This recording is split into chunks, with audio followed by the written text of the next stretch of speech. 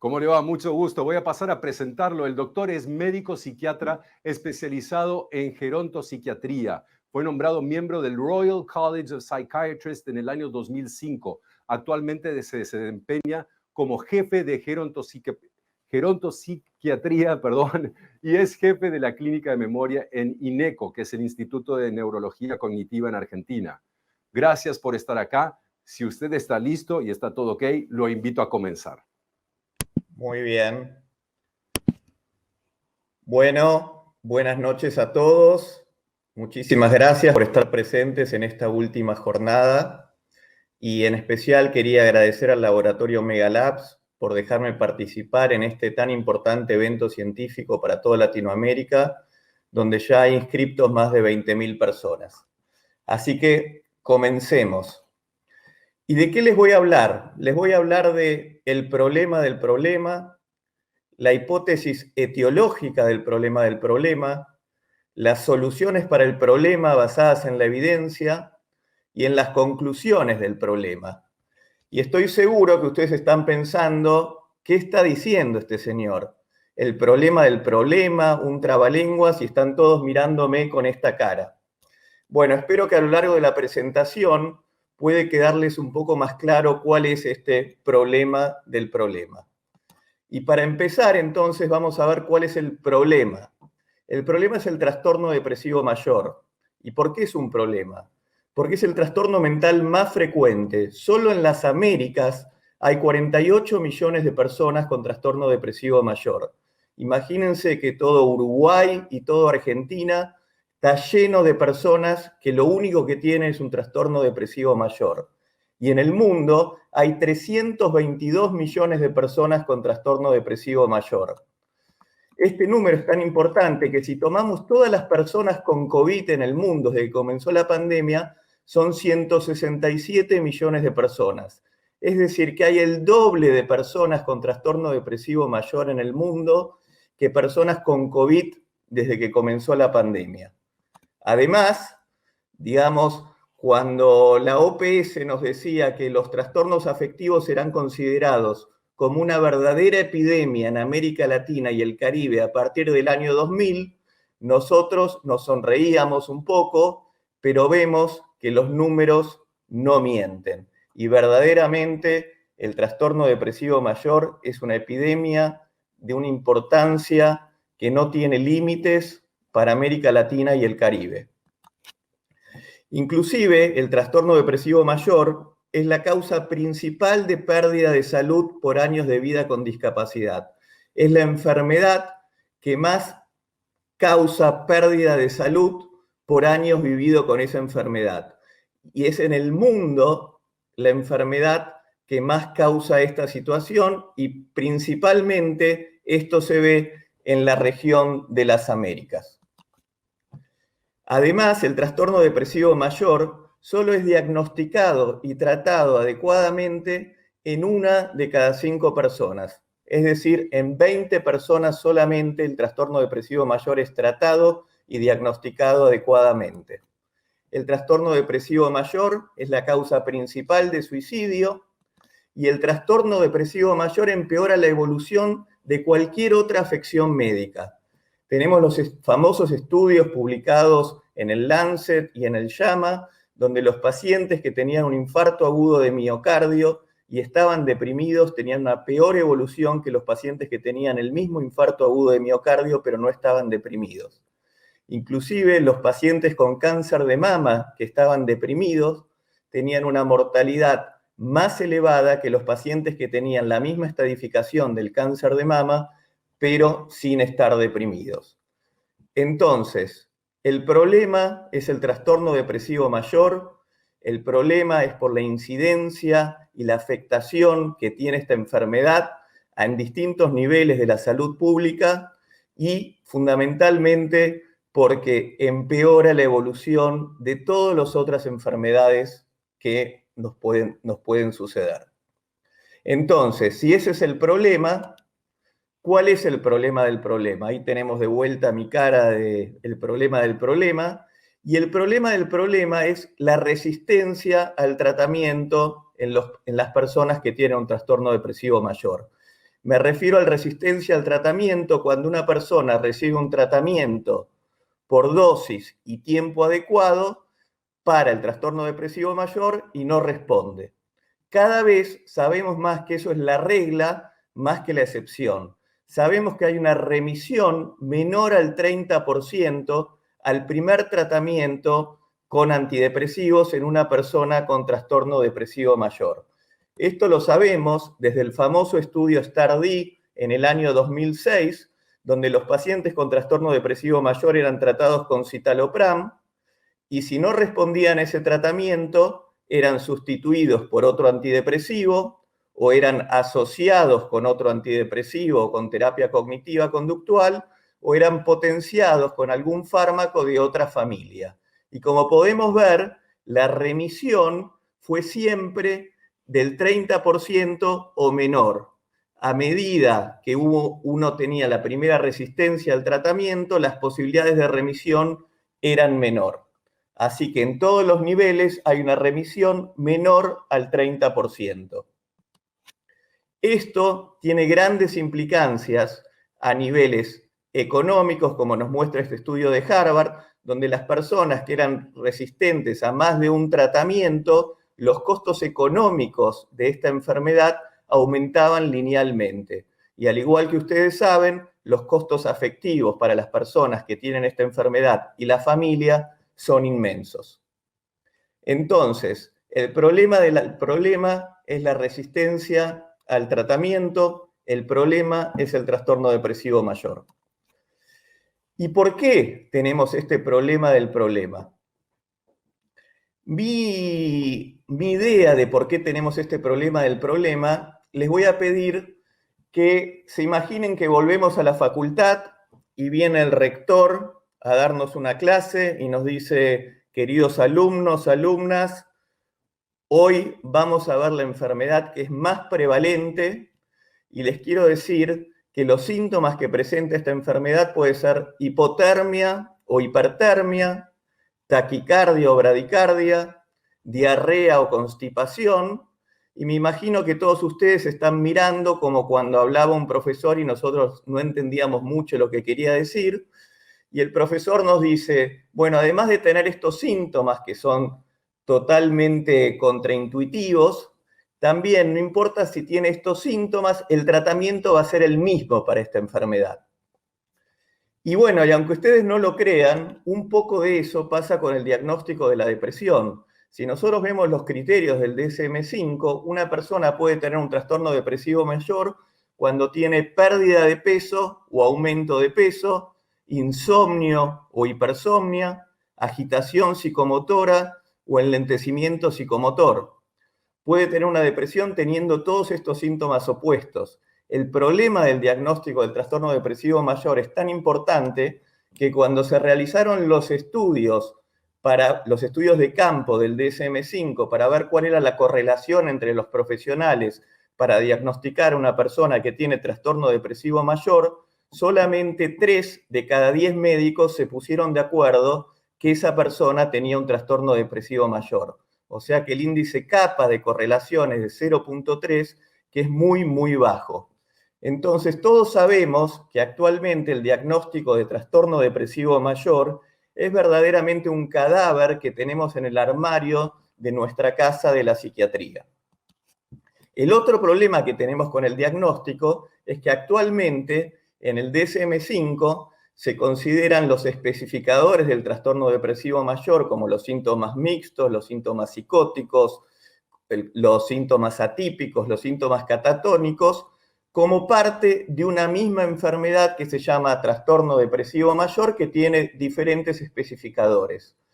Pero cada vez sabemos más que quizás estas enfermedades son un conjunto de trastornos depresivos mayores, donde son distintas enfermedades, y es importante tener en cuenta esto, porque nosotros decimos acá en Argentina que cuando uno tiene un martillo, lo único que ve son alfileres. Y un poco eso nos está pasando con el trastorno depresivo mayor. Tenemos diferentes tipos de trastorno depresivo mayor que tienen diferente psicopatología, diferente fisiopatología, diferente genética, y los tratamos a todos de la misma manera. Si tenemos un paciente que se presenta con hipertimia displacentera, aumento del apetito e hipersomnia, o sea, síntomas atípicos de la depresión, lo vamos a diagnosticar exactamente igual que un paciente que se presenta con disminución del apetito, con insomnio, con trastornos cognitivos, con una característica más melancólica de la depresión. Y el diagnóstico va a ser exactamente el mismo, el de trastorno depresivo mayor, y el tratamiento va a ser exactamente el mismo. Entonces, no nos debe sorprender que el problema del problema es la falta de remisión a los tratamientos antidepresivos. Y tenemos ese problema por la falta de diagnósticos adecuados.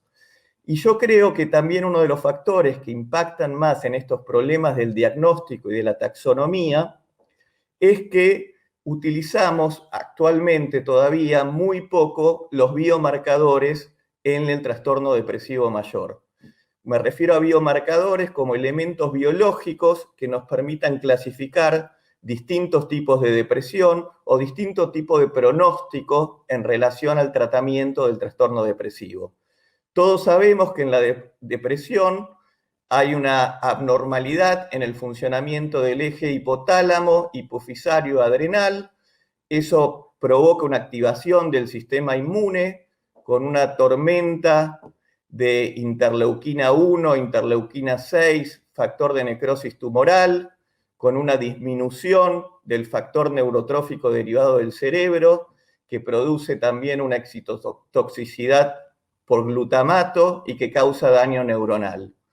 Esta tormenta inflamatoria sabemos que existe porque cuando vemos, como pueden ver a la derecha, pacientes que consultan por primera vez y no tienen síntomas de depresión, los niveles de interleuquina 6, proteína C reactiva y fibrinógeno son bajos.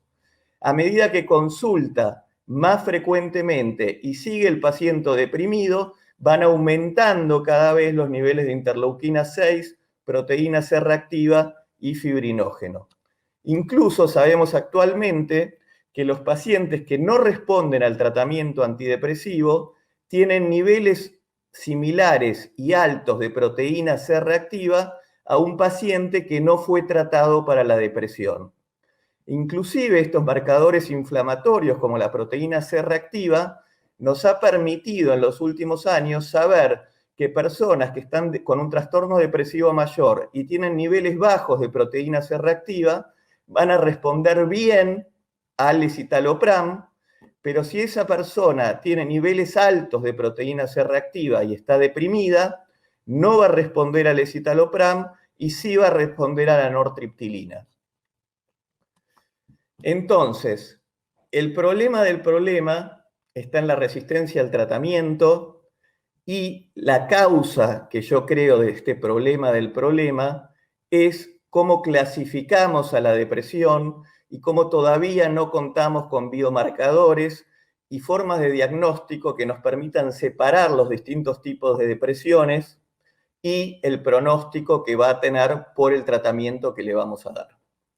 Pero bueno, esa es la realidad en la que estamos hoy, donde al primer tratamiento antidepresivo hay solo un 30% de remisión en los síntomas. ¿Y qué hacemos en el consultorio? Porque eso nos pasa todo el tiempo. Entonces, es muy importante que cuando viene un paciente con resistencia al tratamiento y está con un tratamiento antidepresivo, lo primero es que veamos si está con el tratamiento adecuado. Es decir, si está con una dosis y tomando por un tiempo adecuado la medicación. Y la causa más frecuente de no respuesta al tratamiento antidepresivo es la falta de adherencia al tratamiento. Entonces es muy importante hablar con el paciente y mencionarle que con nosotros nos puede decir si tiene algún efecto adverso, si dejó de tomarlo, que nosotros necesitamos saber la verdad para que de esa forma podamos darle el mejor tratamiento.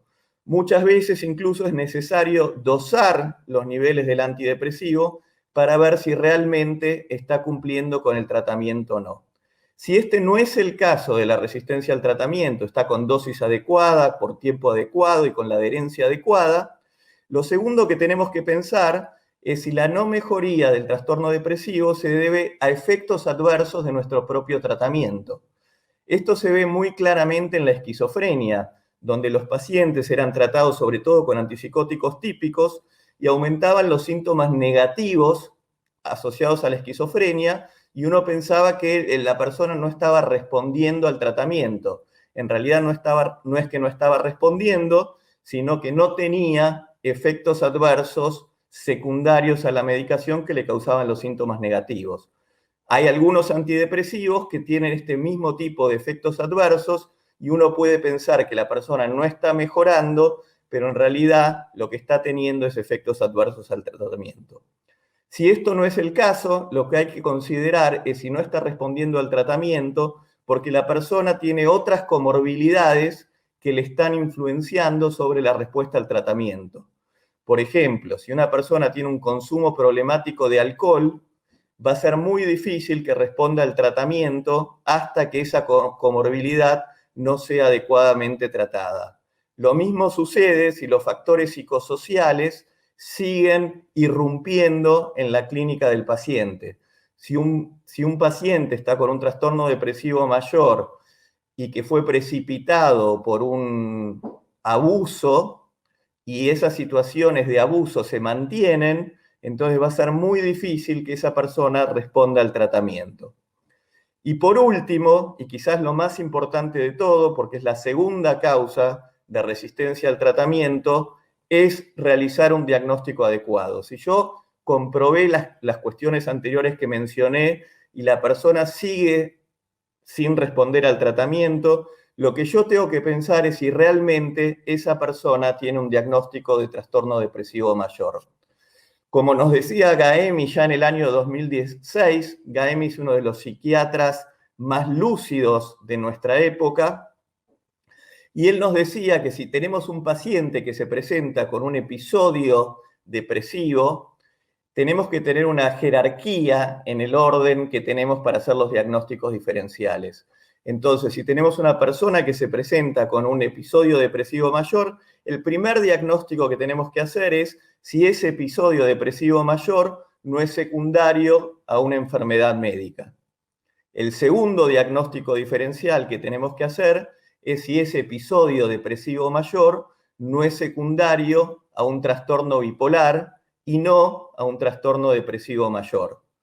En síntesis, lo que Gaemi dice es que el trastorno depresivo mayor tiene que ser un diagnóstico de descarte cuando se presenta un paciente con un episodio depresivo mayor. Entonces, ¿cómo hacemos este diagnóstico de descarte? Bueno, hacemos obviamente todos los estudios para ver si no tiene una enfermedad médica. Y lo segundo es que vemos si ese episodio depresivo no pertenece al espectro bipolar. Para pertenecer al espectro bipolar, ese episodio depresivo tiene que presentarse por menos de 3 meses, esa persona tiene que tener episodios depresivos recurrentes. El episodio depresivo puede tener características atípicas, es decir, con el aumento del apetito, con el aumento del sueño y con el aumento del deseo sexual.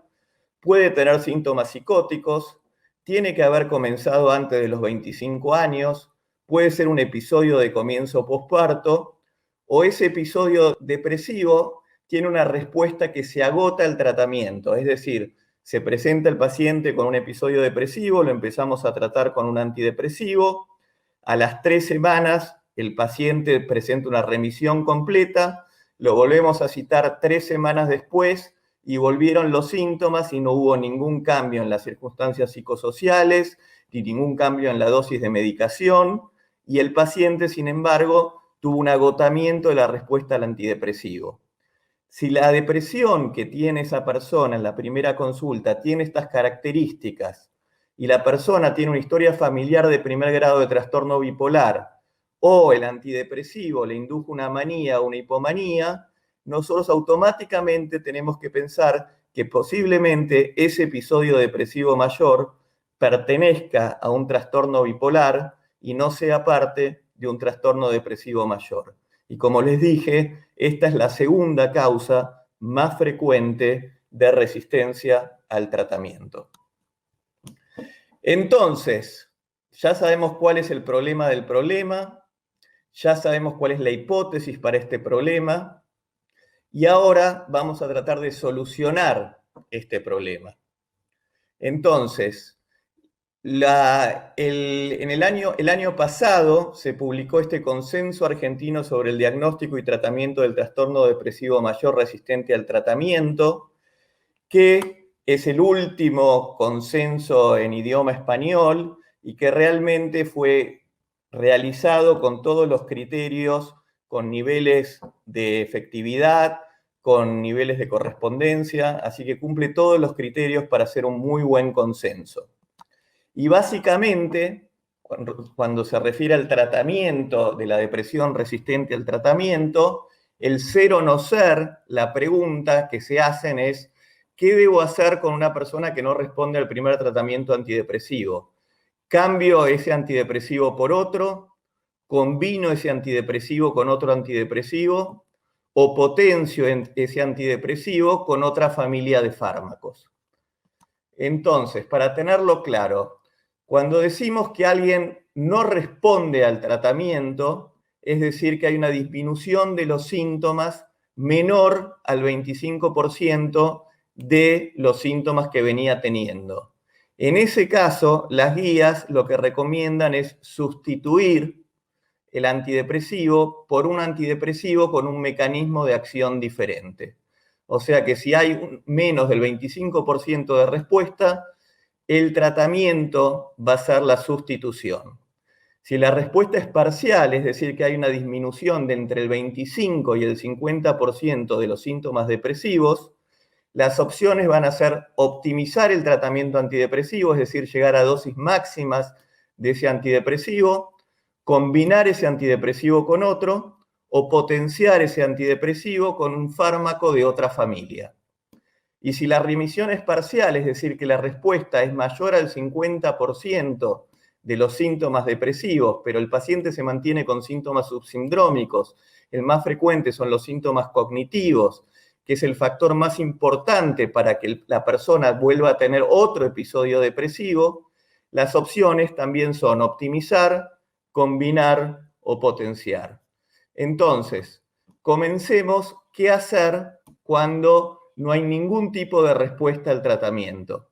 Entonces acá tenemos a Messi y a Deco, está entrando Messi por Deco en el Barcelona, así que tenemos dos futbolistas de primer nivel que tienen un mecanismo de acción diferente, así que la primera estrategia, cuando no hay absolutamente ninguna respuesta al primer tratamiento farmacológico, es sustituir el antidepresivo por otro antidepresivo con un mecanismo de acción diferente. Y los antidepresivos considerados de primera línea son, por ejemplo, la gomelatina, el citalopram, el escitalopram, la mirtazapina, la venlafaxina, la sertralina, la vortioxetina. Lo importante cuando uno hace la sustitución de un antidepresivo por otro es tener mucho cuidado de que la persona no haga un síndrome de discontinuación mientras estoy sustituyendo uno por el otro y confundirme ese síndrome de discontinuación con un agravamiento de los síntomas depresivos. Y como veíamos, si había una respuesta parcial, es decir, entre el 25 y el 50% disminución de los síntomas depresivos, o había una remisión parcial, es decir, una respuesta mayor al 50% de los síntomas, entonces las estrategias eran de optimización, es decir, llegar a la dosis máxima del antidepresivo. La segunda propuesta es la de combinación, es decir, combinar dos antidepresivos con distinto mecanismo de acción. Acá tenemos a los dos quizás más grandes tenistas de la historia, a Roger y Rafa, que se combinaron, en este caso, para ganar un torneo en Europa por equipos. Entonces, la estrategia es combinar dos antidepresivos con distintos mecanismos de acción, y lo que la evidencia nos dice es que la combinación más efectiva es un inhibidor selectivo de la recaptación de serotonina, como puede ser el escitalopram o la sertralina, un inhibidor selectivo de la recaptación de serotonina y noradrenalina, como puede ser la venlafaxina o la duloxetina, combinar cualquiera de estos dos grupos de antidepresivos con la mirtazapina, el bupropión, la trazodona o la agomelatina. Cuando realizamos estas combinaciones tenemos que tener particular cuidado con que la persona no realice un síndrome serotoninérgico. Y por último, digamos, la otra opción que tenemos en los casos de respuesta parcial o remisión parcial es el de potenciación. Es decir, potenciar un antidepresivo con un fármaco de otra familia. Los fármacos más utilizados y de primera línea son el litio y los antipsicóticos atípicos. Dentro de los antipsicóticos atípicos, el aripiprazol es el que ha demostrado la mayor eficacia cuando es utilizado a dosis mayores de 5 miligramos para la potenciación. Otros fármacos que se utilizan para la potenciación en estos últimos años son el brexpiprazol, la esketamina y la ketamina. Pero, como les decía, digamos, la evidencia lo que nos dice es que el aripiprazol es el tratamiento potenciador más eficaz en la depresión resistente al tratamiento. Como nosotros sabíamos en el año 2006, como le comenté, a partir del STAR-D, que solo 30% de las personas lograban una remisión, actualmente sabemos desde el año 2017, por el estudio BAS-D, que si tenemos que comparar si sustituimos, si potenciamos o si combinamos, la potenciación, con el aripiprazol es el tratamiento más efectivo. En este estudio del 2017, pacientes eran tratados con un inhibidor selectivo de la recaptación de serotonina y si no respondían eran sustituidos por el bupropión o era aumentado el tratamiento del antidepresivo con el bupropión o era potenciado el tratamiento del antidepresivo con el aripiprazol. Y como pueden ver, la mejor respuesta se dio en la potenciación del antidepresivo con el aripiprazol, como pueden ver en la línea marrón. Entonces, ¿cuáles son las conclusiones del problema del problema? Yo sé que muchos se sienten como muestra esta foto, y yo la tengo esta foto atrás en mi consultorio, porque cuando vienen los pacientes con depresión resistente al tratamiento y muchísimas otras preguntas, muchas veces nos sentimos con esto de decir, no sé, a pesar de todo lo que nos preparamos para poder responder sus preguntas. Pero entonces, ¿cuáles son mis conclusiones del problema del problema? Bueno, fundamentalmente que el problema estaría fundamentalmente en la clasificación que tenemos actualmente. Sería un problema de taxonomía donde hasta el momento actual no podemos separar los distintos tipos de depresión, todavía no tenemos biomarcadores que nos permiten diferenciar cuál va a ser el pronóstico y el futuro del tratamiento con los distintos tipos de depresión. Es fundamental cuando tenemos una persona con una depresión resistente al tratamiento, verificar la adherencia al tratamiento y pensar nuevamente el diagnóstico de trastorno depresivo mayor. Como les dije anteriormente, la primera causa de resistencia al tratamiento es la falta de adherencia al tratamiento y la segunda causa es confundir un episodio depresivo mayor dentro de un trastorno bipolar con un trastorno depresivo mayor. Siempre debemos tener las guías más actualizadas y estar al tanto de la medicina basada en la evidencia para realizar el tratamiento más eficaz. Y quizás lo más importante que les quiero decir para terminar es que como psiquiatras, lo peor que podemos hacer es perder la esperanza. Beck ya lo decía, que la desesperanza es el factor de riesgo más importante para el suicidio, y yo lo que digo es que la desesperanza es el factor de riesgo más importante para que una persona tenga una depresión resistente al tratamiento. Todos los estudios que les mostré nos demuestran que la remisión es menor al 30% y cada vez que uno se vuelve resistente al tratamiento, las posibilidades de remitir son menores, pero siempre hay posibilidades de remitir. Tenemos múltiples opciones actualmente del tratamiento y finalmente casi el 100% de los pacientes remiten del trastorno depresivo. Así que si les puedo dejar un mensaje es, bueno, va a estar Diego Torres al final con color esperanza y la verdad que cada vez tenemos más elementos y podemos tratar mejor a la depresión resistente. Muchísimas gracias. Muchísimas gracias a usted, doctor. Por cierto, muy esperanzadora su conferencia. Si tiene unos minutos más, vamos a pasar a hacerle algunas preguntas. ¿Puede ser? Sí, por supuesto. Muy bien, entonces, la primera de ellas es, durante la pandemia, ¿hubo una mayor incidencia de casos de depresión resistente? La verdad que actualmente no contamos con datos específicos de si hubo una mayor incidencia de depresión resistente. Digamos, sí, lo que sabemos es que hay muchos más reportes de gente que tiene síntomas de depresión y síntomas de ansiedad, pero no podemos saber si eso constituye un cuadro de trastorno depresivo mayor y si eso constituye un cuadro de depresión resistente. Pero lo que también pensábamos es que durante la pandemia iba a haber también un aumento significativo de los índices de suicidios. Y para nuestra sorpresa, durante la pandemia disminuyó significativamente el índice de suicidios.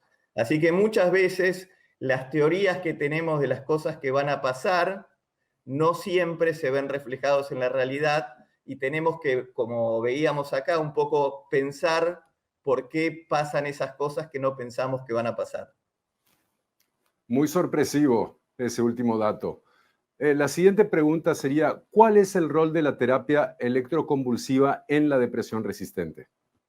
Bien, la terapia electroconvulsiva está demostrado que es una de las terapias más eficaces para el tratamiento de la depresión resistente. Y en general, en los algoritmos internacionales y en todos los consensos de expertos, luego de una serie de pasos, la terapia electroconvulsiva es la opción final para el tratamiento de la depresión resistente. Sobre todo si la persona presenta un episodio con un trastorno depresivo mayor, donde no se está alimentando, donde no está ingiriendo líquidos, o la persona es un adulto mayor, en esos casos la terapia electroconvulsiva pasa a adelantar en las guías de tratamiento a niveles más altos y se podría pensar en esa opción un poco antes. Perfecto, doctor. Muchísimas gracias. Paso entonces a la última pregunta. ¿Hay alguna evidencia de la eficacia de algún tratamiento antiinflamatorio o inmunomodulador para la depresión? Actualmente no tenemos ninguna eficacia de ningún tratamiento antiinflamatorio o inmunomodulador, pero al contrario, digamos, muchos de los inmunomoduladores pueden causar depresión como efecto adverso, así que hay que estar atentos. Pero como estábamos viendo, digamos, hay muchos factores que nos indican que los factores inflamatorios estarían correlacionados con alguien que está deprimido y la posibilidad de responder al tratamiento va a depender de qué niveles inflamatorios tiene. Entonces yo estoy seguro que en el futuro una de las nuevas líneas de investigación va a estar relacionado a los antiinflamatorios y a los inmunomoduladores en el tratamiento de la depresión, pero todavía no estamos ahí. Perfecto, doctor. Muchísimas gracias. Ha sido usted muy amable. En nombre de Megalabs les damos muchísimas gracias y le deseamos buenas noches. Gracias a ustedes.